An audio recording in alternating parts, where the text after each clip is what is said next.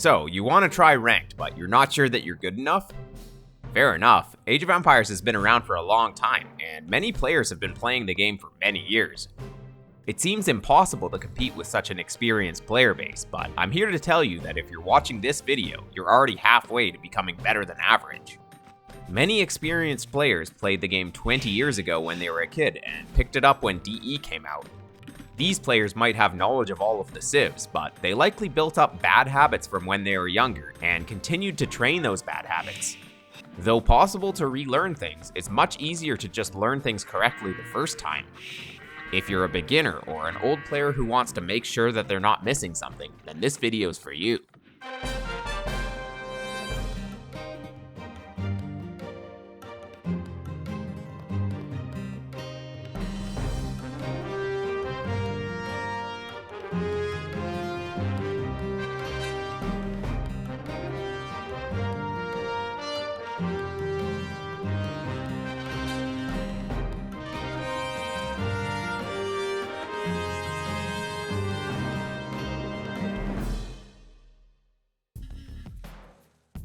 First off, preparation is key in this game.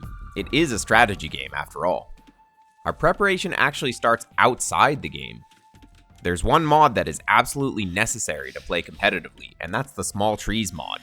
Install it by going to the mods page and searching for Small Trees, then click download. This makes your trees about half as big as normal, which increases visual clarity and decreases the chance of misclicking. Make sure to restart your game after installing this mod, or it might not work correctly. And here's a list of other mods that you might find useful. Useless Plants Remover, Improved Extended Tooltips, Fish Borders, No Intro, and No Snow.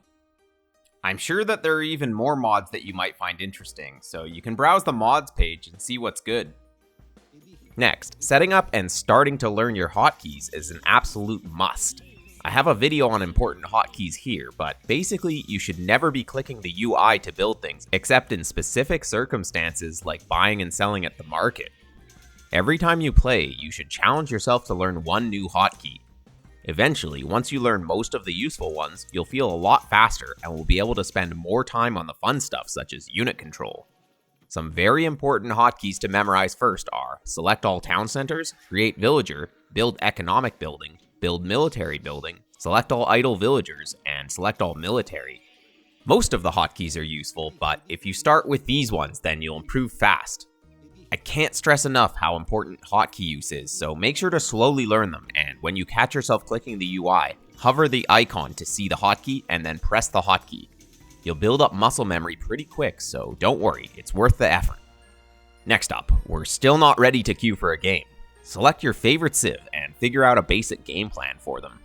I made an app where I ranked each of the units for each civ in each age, which I'll link here, but pretty much what it does is it tells you how good it is to go for a certain unit at a certain stage of the game.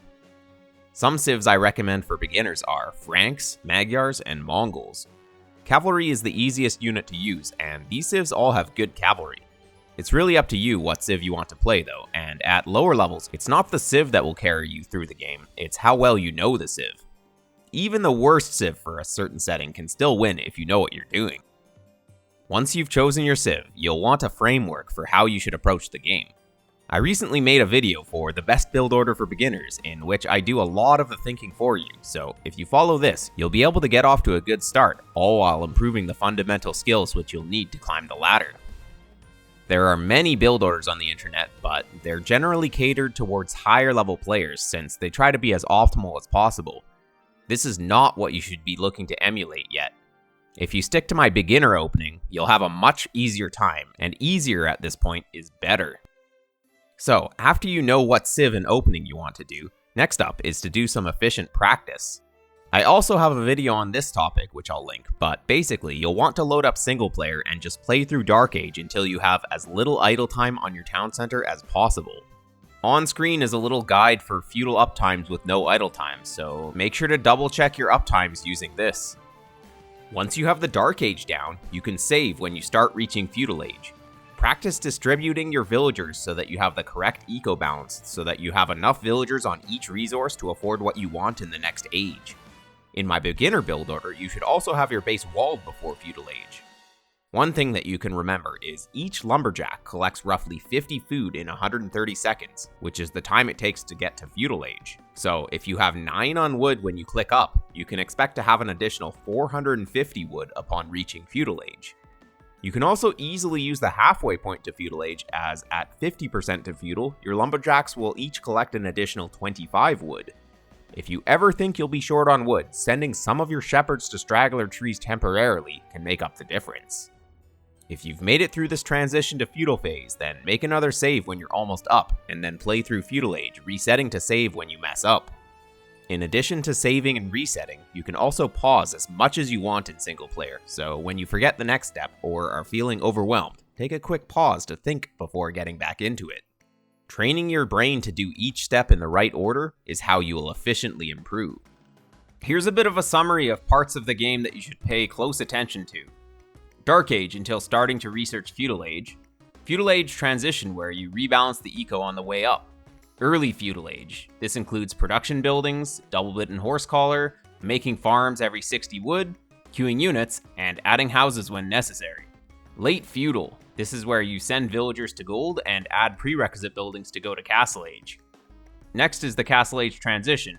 At this phase, you want to be rebalancing your eco on the way to Castle Age, and making necessary buildings for the units that you want to make in Castle Age. And then the next phase is the early Castle Age, where you have constant production of the units that you want to make, and then go for a big attack. When you feel like you've warmed up enough against AI, it's time to finally queue against real players. There are a few ways to do this, but playing in the ranked 1v1 queue is probably the best. Quick play ends up being not so quick, and it's also imbalanced because not so many people use it. Lobby games can be okay, but it's hard to find absolute beginners, as you don't remain a beginner for very long. The final way to get a game is to have a practice partner and make a lobby. This takes a lot more organization, but you'll have the benefit of talking with your opponent, and maybe reviewing the replay together, and also pausing mid-game without annoying someone on the ladder. If you don't want to find a practice partner, then just queue up for ranked 1v1s. There's a very good chance that even if you practiced a bit, you'll still lose against a few opponents, but keep in mind that the game tries to keep you as close to 50% win rate as possible. Losing a game just means that the next opponent is more likely to be easier. The most important thing is to have fun. Nice. Well, he's gonna have halves easily everywhere though, right? Come on, we need this. Oh, let me in. Let's go. Oh, let me out. Let me out. Oh, nice. We're killing the Bills, though. Okay, well. Oh, I accidentally killed the Hoofneats. Let's go. He was going for the wall, and he killed the Hoofneats. That's so good. Unless you're seriously getting close to the pro level, no one cares what elo you're at, and you shouldn't care too much either. It's not a measure of your worth as a person. It's just a tool to help you find balanced matches. There's no need to stress about it too much. Since it is an objective measurement, even if you lose some games in a row, you'll get them back next time, because it's not like you've lost your skill, you were just having some bad games. Even I, who play at around the 2200 level right now, am known to drop 150 elo in one session. That's like 10 straight losses. The bright side is that you can learn more when you lose. The next step after losing is to go through your replay and see in which ways you played poorly, and which ways your opponent played well, resulting in their victory. If you don't know what you're looking for in your replay, checking your idle TC time is a good start. Getting this as close to 0 as possible is the most straightforward way to improve. Another thing you can do with replays is ask someone else to go through them. My Discord channel has tons of helpful people in it, and some are more than happy to go through replays. There's even a channel called Noob Chat where you can ask anything and people won't judge you for not knowing. The next step after practicing and reviewing replays is to watch higher level players play and try to pick up little details here and there. If a higher level player does something, then there's a good chance that it was done due to being an efficient way of doing something. For example, shooting the boar with the town center to help kill it. Intuitively, it doesn't seem like it would make much a difference, but if you understand that TC arrows do 5 damage and villager arrows do 3 damage, then you can start to understand why it's more efficient to weaken it with the town center. Of course, you still have to finish the boar with the villager arrows, otherwise the meat will spoil, giving you 0 food. There are many intricacies such as these in the game, and really the fastest way to learn them all is to watch high-level streams and ask questions in the chat. And so, if you didn't know, I also live stream my games on Twitch, so come check me out sometime. This is really all the information that you need to get started with ranked in this game. Now it's up to you to put in the effort to go as far as you want to go. I've left a link in the description to a playlist of all of the higher quality educational content that I've made on the channel, so if you're hungry for more knowledge, be sure to check it out.